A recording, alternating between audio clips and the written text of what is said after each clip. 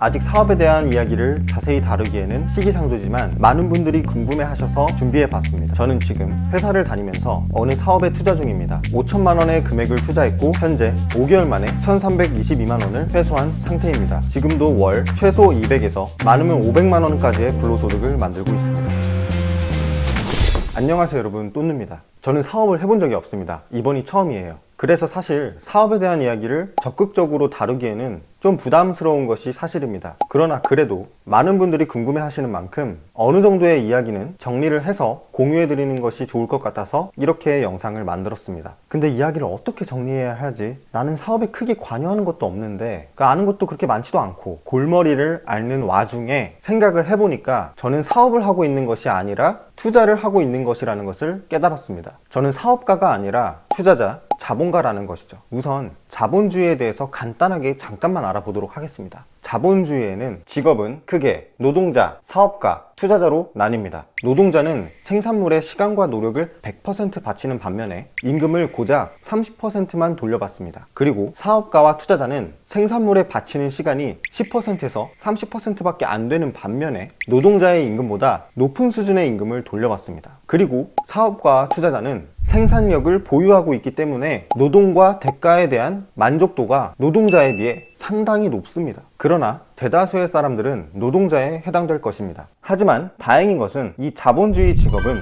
고정 직업이 아니라서 우리가 언제든지 마음만 먹으면 직업을 옮겨 다닐 수 있다는 것입니다. 노동자가 주식에 투자하고 창업을 하는 것처럼 말이죠. 저 같은 경우도 노동자였다가 자본가, 투자자가 되려는 케이스입니다. 네, 저는 사업을 하기에는 기반 지식도 부족하고 재능도 턱없이 부족합니다. 그래서 저는 다른 사람의 능력을 이용해서 서로 윈윈하는 전략을 펼치려고 하는 것이죠. 제 부족한 경험과 재능을 메워줄 사람을 찾은 다음에 그 사람에게 자본을 투자해서 사업가로 만들어주고 저는 투자자로 남아서 무노동, 불로소득 시스템을 만드는 것입니다. 저는 이것을 휴먼 레버리지라고 부릅니다. 노동자와 노동자가 만나 사업가와 투자자로 변하기 위해서 서로의 단점을 커버한 후 시너지 효과를 극대화시키는 거죠. 제가 모은 돈을 창업 비용으로 지원하고 제 파트너들은 관련 업종의 지식과 경험을 가치로 만들어서 저에게 돌려주는 것입니다. 노동자가 휴먼 레버리지를 통해서 자본가, 투자자가 되기 위해서는 아래의 과정이 필요합니다. 첫 번째로 자본력을 만드셔야 합니다. 창업 비용이 얼마가 든다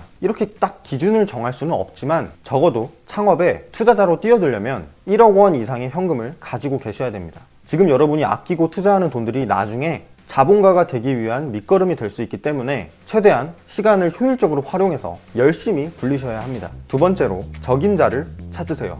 혼자서 사업을 성공시키기란 어렵습니다. 애플 하면 여러분은 스티브 잡스가 떠오르겠지만 애플 창업 초기에 스티브 워즈니악의 능력이 없었다면 지금의 애플은 없었을 수도 있습니다. 이처럼 여러분은 여러분이 하지 못하는 일을 잘 해내는 사람을 찾아야 합니다. 단순히 친한 사람이 아닌 사업 분야에 대한 이해도가 높은 사람, 그리고 오래같이 일할 사람이어야 합니다. 그렇기 때문에 오랜 시간 동안 항상 주의를 지켜보세요. 제일 어려운 부분이라고 할 수 있겠는데 가장 중요한 부분이기도 합니다. 그냥 흔히들 하는 그런 동업이랑은 다른 개념입니다. 세 번째로 사업가에 대한 대우를 신경 써야 합니다. 사업가와 투자자는 상하 관계가 아니라 상생 관계로 주인의식을 가지고 사업체를 운영해야 합니다. 그러기 위해서는 사업에 대한 장기적인 비전이 있어야 되고 투자자는 사업가에 대한 대우에 신경을 써줘야 됩니다. 서로가 중요한 존재라는 것을 계속 확인시켜줘야 된다는 거죠. 네 번째로 사업장에 부담을 주어서는 안 됩니다. 투자자의 목표는 불로소득 시스템이 안정적으로 오래 이어지도록 만드는 것입니다. 그러므로 투자자는 사업가에게 너무 지나친 부담을 쥐어주어서는 안 됩니다. 사업은 사업가의 능력과는 별개로 언제든지 망할 수도 있습니다. 그래서 사업이 안정화되기 전까지는 투자자는 융통성 있게 사업의 운영에 영향을 끼치지 않을 정도의 이익만 취하는 것이 좋습니다. 물론 제가 지금 말씀드린 것들은 어디까지나 저의 경험을 바탕으로 드리는 말씀입니다. 아무리 좋은 적임자를 만나서 좋은 파트너십을 맺는다고 해도 사업이라는 것은 내 뜻대로 안 풀리는 경우도 많기 때문에 실제로 해보시면 어려운 부분이 너무나도 많습니다.